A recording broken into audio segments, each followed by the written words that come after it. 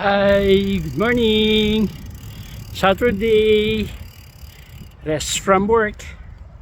So, bike na naman po tayo para makapag-relax naman at ang ating katawan naman ay ma-exercise. So, mga kapwa ko riders, mga kapadyak, good morning sa inyong lahat. Mapagpalang araw sa inyo. Pasalamat tayo sa napakagandang araw nito at binigyan na naman tayo ng Panginoon ng bagong buhay. So, take time naman po tayo para makapag-exercise para sa ating sarili na napakahalaga po. So, huwag kalimutan po mag-exercise mga kasama.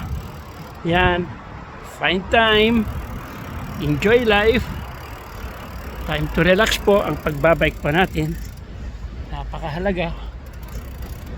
Pagbabike, yan mga kasama, kayo din exercise kayo kahit walking lang. So sarap mag-exercise para sa ating katawan.